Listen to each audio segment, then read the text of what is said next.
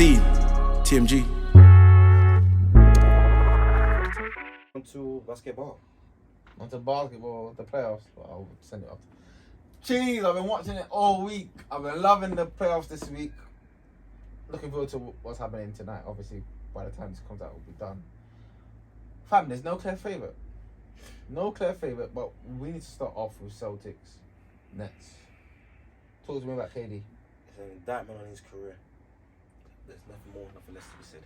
People will say LeBron's 2011 Dallas series. Fair enough, yeah. That's why. That's a big part of the reason why he's not the GOAT, because like I was explaining to my brother after the Fury fight. Say this, LeBron's been for this, LeBron's done this. He's played weaker teams, not as strong management behind him. But Michael Jordan does not have a moment like that where he just completely dishevels and just disappears. LeBron has the 2011 Dallas series. Magic Johnson has Tragic Johnson. Kareem didn't make the playoffs in his prime. KD now has this series. Swept to the first round, was completely defensively. He was made to look a miniature version of himself. Was made to look very inefficient, made to look poor, made to look very average. Shooting under 40%. This guy's supposed to be Mr. Efficient. You can't contest his shot. The shoots right over you. He was getting bullied. He was turning over the ball immensely. I mean, yeah, this is that one on KD's career. And for the Steph supporters, this is great ammunition for them to say that Steph is a greater player than him. I don't agree with this Steph is a great player because I saw Steph last year. Didn't even make the playoffs, and he was fit. This KD thing is you make your bed, you lie in it. You chose the supporting cast. You chose to, lean on Kyrie. You chose for him to be your running mate. And with Kyrie comes constant disruption, dysfunction, and distraction. Triple D. KD physically he couldn't handle he just couldn't handle the Celtics defense. They're all very physically imposing, and they were moving KD off his spot. So KD likes to get that point at the free throw line, at the elbow of the free throw line. They were actually moving him all the way out. They were actually physically imposing on him. The rest let them play. They let them play, and it made it difficult for KD to obviously to play. And also, I think this is just this series is just a combination of everything that's happened with the Nets over the years. So it's basically the Harden trade. When they chose to have 3 stars instead of 2 stars in depth, they just didn't have enough pieces to make the Celtics worry about anything. You've only got Kyrie and KD, the people that can break people off the dribble. You play Curry, who's a good shooter, defensively, not great. And then after that, they don't have enough depth. They don't have any other shooters, reliable shooters. And then the Celtics just played off them. Offensively, there's no scheme. They just believe that, KD and Kyrie are great one-on-one players. There's no plays or no movement in the offense to create them easy looks. Everything has to be difficult. It has to be one-on-one, break someone off down the dribble. It's not going to work. It's not going to work when you're playing elite defenders. Yeah. You're playing elite one-on-one defenders. You're facing Tatum, you're facing Brown, you're facing Williams, Smart. All of these people can... Tyson was doing a bit. Yeah. There wasn't a real favourable matchup per se. Everyone else was a capable defender. Tatum, I think he came into the league at 6'8". Apparently that's 6'10" now. He's 6'10", yeah. I mean, Tatum almost as tall, done a great job on KD, as good a job I've ever seen him. Someone doing him on the playoffs. Smart done his thing. Brown done his thing. I mean, they bullied him. Well, obviously, when Robert Williams came back, he done his thing. Boy, I mean, they made him look very ineffective, very ineffectual. I mean, boy. I mean, it's crazy you say that they had no offensive scheme, which is strange because you have one of the best point guards of all time as your coach, but he clearly can't coach. He ran KD into the ground, coming up to the play-in or playoffs rather, and Kyrie and them didn't. As a combination, not for much more. Steve Nash relied too heavily on these players. I think the loss of D'Antoni from last year, where D'Antoni kind of allowed them to have this scheme where just pick and roll off the defense. It was very Houston-like, where they spread the floor, and Harden was really the point guard, and they worked off him, and then they got KD easy looks last year. This year the offense looks completely different because Kyrie's not really a point guard. They don't really have a point guard. They just have 2 guys that can handle the ball, And KD's handle is actually not as tight as people think, because if you get up and into him, which people don't really do because they know they can punish you over the top, but because the Nets were throwing different types of double teams and the blitz was coming from different angles, KD was starting to second guess. So what they could do was that they could really pressure his handles, and at 7 foot, it's hard to have tight handles when you're 7 foot. It's bouncing so high, so you're losing the ball really, really easily, because he was having problems deciphering where the blitz is coming from. He didn't know who's coming from what angle, so he was therefore then he started to just make awful plays. As for Kyrie, I don't even want to go into it. Like him as a player. Before we go to Kyrie, what you just said about KD not being able to understand where the blitz and all the help was coming from, and not being able to, overcome those sort of situations.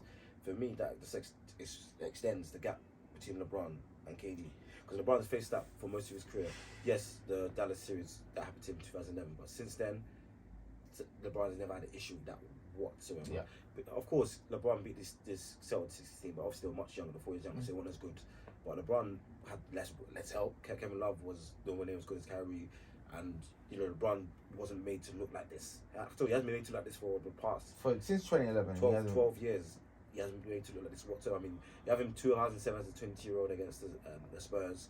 Okay, fair enough. He was undermanned. He was young, but he never had a team this good. And aside from 2011, aside from that, yeah, he's just never been able to look like this bad. And I think that this ends all KD and LeBron. I think the disclaimer with the KD and LeBron is that LeBron physically is not going to be intimidated by having a Tatum or a Williams or Smart get into him, because he's physically dominating himself, and he can create that space. What you would actually want to do for LeBron is that you would want him to take those shots, which is very different, because they're not, the Nets, the Celtics game plan is that we don't even want we want KD to take tough uncontested shots. With LeBron, you want him to take the shots because you know he comes and goes with the rhythm of his game, and also streaky shooter. Yeah, it's a streaky shooter. And also the difference between KD and LeBron in this fact is that LeBron as a passer is streets and light years ahead of KD. Yeah. When the blitz and double team is not an issue for him. Yeah. He doesn't turn over the ball he turns over the ball a bit, but not nowhere near as bad as what KD was displaying. And if you send a double team, we'll find an open man. I mean, he moves the ball. You can break double teams. Like, what I've seen happen to KD, those things don't affect LeBron. Also, furthermore, I think this ends all KD debate about him being the greatest scorer of all time. Fuck all that. No, because this stuff didn't happen to Michael Jordan. He's a weapon. He's an offensive weapon. As it is, he's not a core. He's not a leader. That's affecting him. He's not as a core piece. If you're gonna build your franchise around him, he struggled. I saw people talking about when he was running with Westbrook. Was Westbrook actually the alpha? And if you look back on it, Westbrook has a lot more alpha moments than KD does in that time. When Westbrook got injured in 2013, when Beverly reached for the ball and he tore his meniscus, if we look at KD in that Memphis series, Tony Allen really, really bothered him, and eventually the OKC lost. He does have problems with physical defenders. I thought he was over this because obviously in the last couple of years he's been able to do that, like rise over people, create his shot. Maybe that's just playing with great players, playing with another piece like Curry, Thompson. Was either getting open looks, or was allowed to go 1-on-1. I haven't seen people playing that physically. Even Tucker played him physically last year. He was still scoring points. This year the scheme was just so good by the Celtics. Literally, they were so aware of the players that they were playing. If they saw Bruce Brown, they were like, okay, Bruce Brown's in the corner. Who cares? Bruce Brown's not really going to shoot the shot. I'm going to blitz off Bruce Brown. And they didn't make mistakes where it's like, oh, if Curry's in the corner, I'm going to blitz off of where Curry is. They never made those mental mistakes. They were always aware of the assignments and the people they were playing with. Like, that's what I was really impressed about the Celtics defense. The Celtics defense was more organised and more on a string than what the Bucks did last year. Not saying the Bucks were bad. And to be honest, the initial defender, Tatum, was offering more than Tucker did. Tatum's a lot taller. I mean, as I said, the best defender for KD was Giannis. But obviously, Giannis is your main offensive weapon, so you don't really want to take his legs away. because I looked at I remember I think I said the statistics. I mean, Giannis, I believe, literally statistically was the best defender against KD in the league, and it makes sense. Like someone like him or Ben Simmons, yeah, stronger. Ben Simmons, man, that's another guy we should do. Ben Simmons was missed in this series for sure. I don't think I think we discussed it before. It's like if Ben Simmons plays in this series, what do? You take him. You literally, if they're in the bonus, you foul him, and then he's a non-factor. I think Simmons would have been good against Tatum, as in he slows him down and he can. But he's only one guy. He only guards one guy. But Simmons would have given them playmaking that they needed, giving them rebounding, giving them a bit of penetration, scoring, giving them elite defense. I think this is obviously him at his best. Obviously, when it comes to the clutch, him at the free throw line has been terrible so far. People can help off him as well. But Simmons would have given them something that they obviously surely that can give them a lot of size. I mean, Simmons can play small center for the most part. I mean, that's a very good point. I just feel like they had some issues with their lineups. Like they had to play Drummond, they had to play Claxton. Yeah. Claxton was all for the line. He's 4 of 22 from the free throw line in the whole series. He went for 10 at one point, I believe. Yeah, 10 straight losses, 10 straight misses. Drummond, he's just too heavy. He can't move his feet. Defensively awful. He got sat down basically. Yeah, Bruce Brown. He's reluctant to shoot a free. He was the best Nets player throughout the whole series. That's saying a lot, but yeah, literally, what from the word Smith himself, Kyrie, or the greatest handler of all time, which he is. This is the first time in my career I can look down and be like, that motherfucker can make that shot too. And this is the stats. Game 1, Brooklyn up 5 with 4 minutes left. Game 2, tie game with 8 minutes left. Game 3, 5-point game with 8 minutes left. Game 4, 1-point game with 90 seconds left.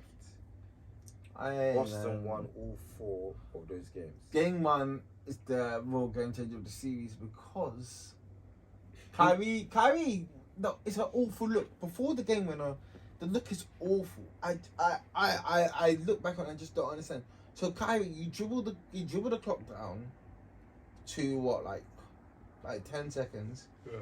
You try and run across the free throw line to get to the right corner and shoot the shot. You're met with a double and you kick it out to KD. KD is like 40 feet from the basket, guarded by Tatum. There's nothing he can do. He's not even getting a good shot off. Defensively on the play as well, KD, you're sleeping. Like that, it's just, you're sleeping. You let Tatum cut. Kyrie, you're under the basket. You don't even foul. At least make Tatum earn the 2.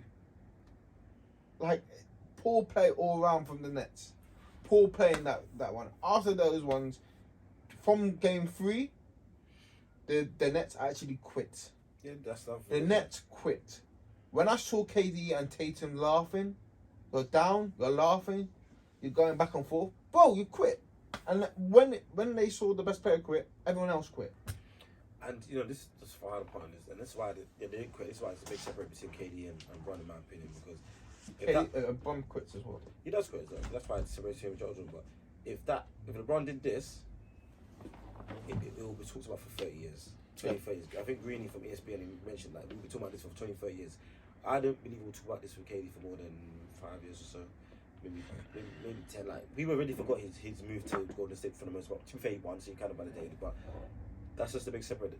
People put that sort of pressure on guys they know that they're that good, and so like I said, it ends a lot of debates. I mean, KD's got to do a lot of making up. I mean, LeBron made up after 2011. KD's got to do a lot of making up. I mean, he's 33, 34. Time is running out. It's crazy. I'm obviously, KD is not LeBron. He doesn't have the pull of LeBron. LeBron is probably the most talked about athlete of all time. Obviously, I'm on KD's neck, fam. But he's not one of. He right now, in this discussion, when people were saying he's the best player in the world, nah. He's lost that battle. And when we're going to start talking about him, when they come at the end of the season, I'll be shocked if he's even in the top 5. Because they're going to start saying Tatum's better than him. I've already heard people saying Tatum. And if Tatum's better than him, Tatum is not better than there's a lot of guys in the Western Conference that Tatum's not better than. Depends how Tatum does this series. I mean, this playoffs. But people are going to say, yeah, people will have a leg to stand up and say Tatum's better because Tatum just completely outplayed him. Yeah. But it's down to two. It's down to two. It's 2 different ways. Like Celtics got multiple players that can score. I would say in the Tatum Durant, okay, I'll play him in this series, but let's And nullified him. He nullified him, And but let's see when he faces a team like the Bucks now that actually have people that can guard people. The Bucks have Drew Holiday and Giannis, and they got Brook Lopez, which is gonna create some problems. These guys got guys that can guard. The Bucks' weakness, Portis, defensive weakness, and who's playing in Middleton instead? I think Grayson Allen, he's a decent defender. Grayson Allen is decent, but he's small. But he'll be there for. He'll probably end up guarding someone like Smart. Maybe help off Smart-ish. But Drew Holiday can't guard at 6'10". He's gonna have to guard what, Brown or someone? We'll guard Brown. Who's he there to guard? Because you don't really you need a good defender on Smart. As I said, if they start Grayson Allen will probably be in on him. But I believe you probably guard Brown. Giannis probably have to guard Tatum. Giannis is not gonna guard Tatum. You know that. Or who's gonna guard him then? Giannis is gonna probably guard Brown. Who's Drew Holiday gonna guard? Drew Holiday is gonna get the Tatum assignment. I literally think that's it. Unless they put, so that means Brook Lopez and Portis on Tyson Horford. Yeah. But Giannis likes to help off, so Giannis likes to take like a. So Giannis might even take Smart. He probably end up. He's not gonna take the hardest defensive. I think he'll take Tatum when he's getting hot or in the clutch. Yeah, in the clutch he'll take Tatum, and I think Giannis will kind of nullify Tatum when it comes to that. I genuinely think now when you're talking about best player in the world. Oh yeah, it's definitely Giannis. Giannis. I was a bit reluctant to say because obviously KD with injuries and stuff they had last year. But yeah, right now it's Giannis. I mean, he's even lucky because he has a bit. He's been kind of playing house money to an extent because Middleton's injured. He's playing house money and he's a champion, so. And he's a champion as well, yeah. so he has that sort of leeway. But we'll see. Yeah, that'll be a great series. That's probably like the Western Conference final before the final. You think that whoever wins that is the? I think Miami have a shot, but I think that's the more interesting matchup out of all the four. I mean, to be fair, Miami against one of those two teams will be a good. I think Miami might sweep 76ers. It depends, yeah. On Joel's injuries, we see time and time again. This guy's always injured. Whether Joel's not in top 5 to me. I think he might be the MVP. That's the crazy thing. I think Jokic will win. More time Jokic, I think, but it might end up being to what's his name? Hey man, I look at the Eastern Conference as you're right. I think whoever comes out of that box Celtic series wins the East. Yes, it's crazy. Okay, cool. And in the West, in the West, I think Golden State's the best team. You're gonna see a winner. I'd like to see the Golden State Dallas matchup. I think that might go 6 games. If they win it, are they facing next? The Golden State are facing winner of Memphis and Mexico. They're gonna sweep one of these boys. So it'll be 5 games. The boy Joe though, he's been up and down this series. They're gonna sweep one of those boys, man. 5 games. So that means Phoenix against Dallas. That might be good. I think that would go 6. 6 between 6 or 7. It depends how fit Booker is. I think Mikal Bridges presents a lot of problems for Doncic. Yeah. As in for length. Obviously I already know what Doncic is gonna do. Doncic is gonna just create switches and try and get on Jay Crowder and try and kill Jay Crowder. Try and get Jay Crowder, try and get He's going to get Chris Paul as well. Yeah, even Booker. He's going to try and get one of those 3. Yeah. Even Ayton. They said that he's the best at isolating 5s in the league. But Ayton can move his feet, so that presents kind of an issue. Yeah, one thing we need to do as well. Oh yeah, it looks like Donovan Mitchell's he's checked out because even his statistics are bearing out. He just doesn't. I think he's going to the Knicks, man. I think he's realised that there's not much he can do here. I wish it wasn't. I mean, Connolly with a bad turnover late in a game. Gobert is a shell of himself when it comes to the playoffs. He has no real offensive. Hey, get Gobert. If Gobert plays with a proper point guard, I don't think you would say that. They don't set him up with anything easy. That's probably they have Conley. Conley's a proper point guard. Conley has nosedive. He doesn't even handle the ball mainly. It's mainly Mitchell. I mean, they don't really give him lobs and stuff at the basket, but I mean, Gobert offensively is not really he's a non-factor in the playoffs, and defensively, teams that have shooting bigs just take him out of the paint, and they get out 1-on-1s to shoot over him. I mean, Gobert from regular season here, playoff, he's like similar to James Harden. Regular season here, but on a low level. Here, play for this.